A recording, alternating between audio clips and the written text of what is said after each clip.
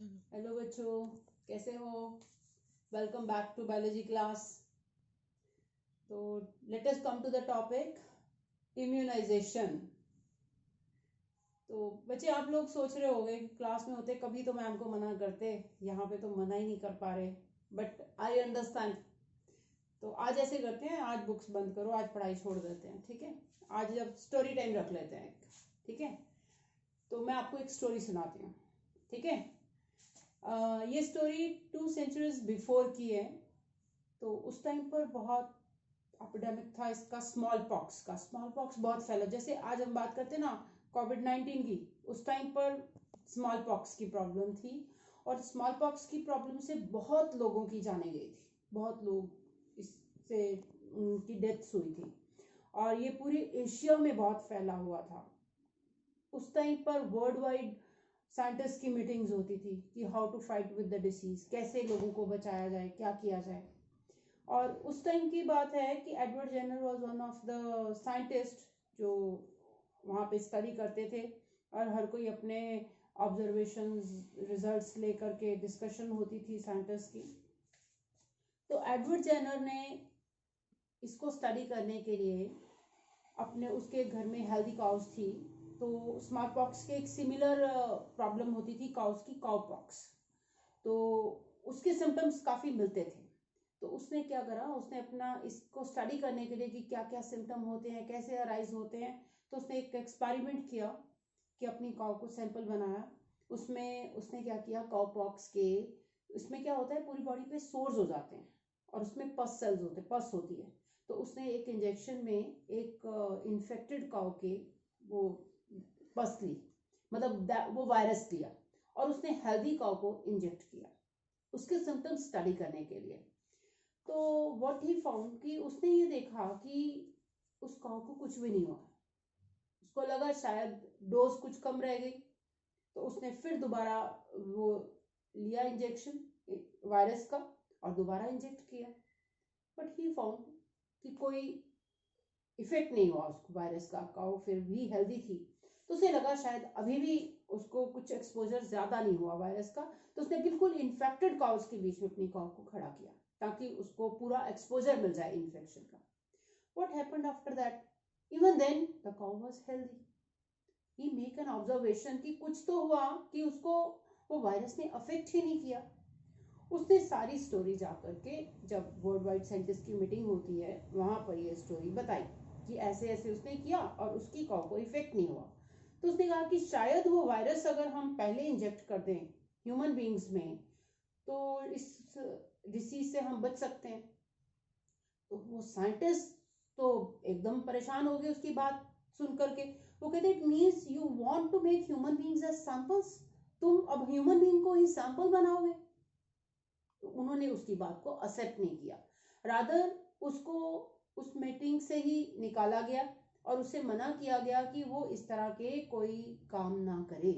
The reason is, उन्होंने कहा कि स्मॉल पॉक्स से डेथ्स हो जाती हैं, इतना हाई रिस्क होता है और ये साइंटिस्ट बात कर रहे हैं कि वही वैक्सीन हम इंजेक्ट कर दें, इट मीन्स हम ह्यूमन बींग्स को सैंपल बना दें। तो उनको लगा कि अगर Edward Jenner as a scientist काम करता रहेगा तो ये तो ह्यूमन बींग्स को सैंपल बना देगा। तो इस वजह से उसको बिल्कुल इस काम के लिए मना कर दिया गया, राइट? बट ये साइंटिस्ट लोग जल्दी मानते नहीं है, इनकी ये होती है प्रॉब्लम। तो उसके तो दिमाग में चल रहा था कि ये शायद उसको सॉल्यूशन मिल गया। तो उसने क्या किया, उसका 8 साल का बेटा था, he was having son of 8 years। तो he make experiment on his son. उसने अपने बेटे के ऊपर पहला एक्सपेरिमेंट किया। उसने क्या किया, उसने स्मॉल पॉक्स के जो वायरस था उसको बिल्कुल डाइल्यूट कर दिया, वीक कर दिया, उसको इंजेक्ट किया और देखा, ऑब्जर्वेशन लिया कि क्या कब तक क्या इफेक्ट होगा। And he found after few days even his son was not affected by the disease. Then फिर उसने पूरा एक्सपोजर दिया, एक इन्फेक्टेड पर्सन के साथ उसे रखा ताकि वो वायरस पूरी तरह से अटैक करे और फिर वो उसका क्या रिजल्ट आता है।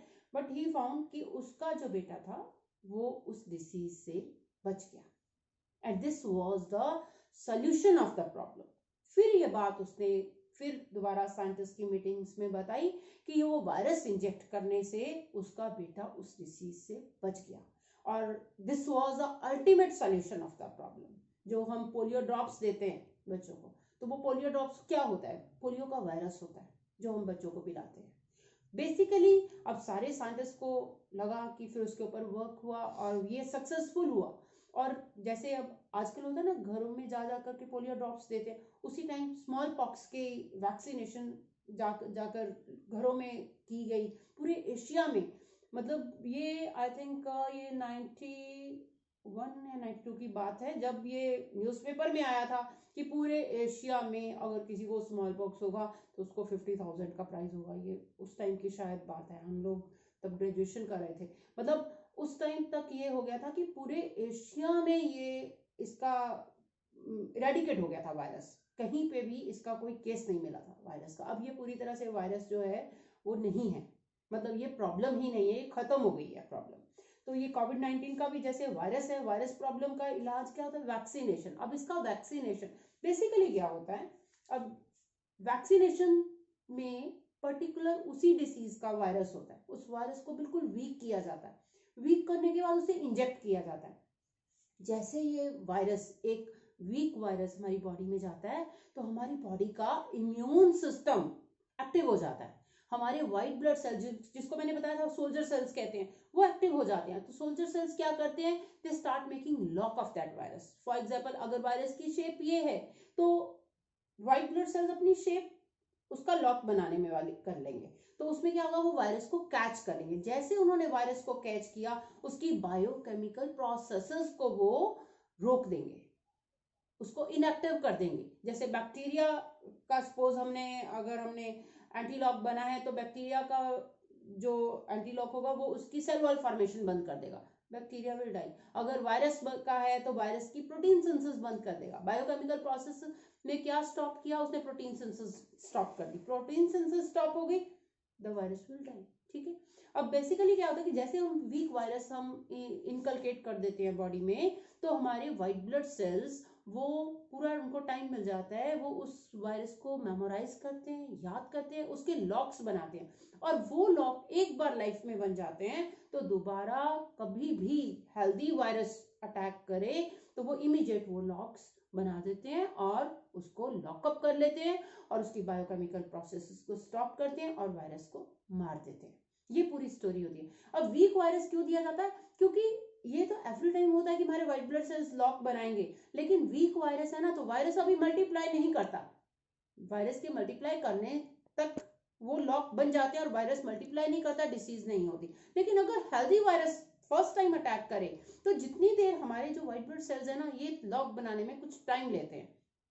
ठीक है। अब मानो एक हेल्दी वायरस है, वो जितना टाइम व्हाइट ब्लड सेल्स ने उसके लॉक्स बनाने में करना है, उससे पहले वायरस इतना मल्टीप्लाई कर जाता है कि वो डिसीज जो है वो हावी हो जाती है। हमारा इम्यून सिस्टम वीक लगता है उसके आगे। तो अगर हम इम्यूनाइजेशन की बात करते हैं तो इम्यूनाइजेशन में हम क्या करते हैं? वो हेल्दी वायरस के अटैक करने से पहले ही हम अपने इम्यून सिस्टम को फुल बनाते हैं।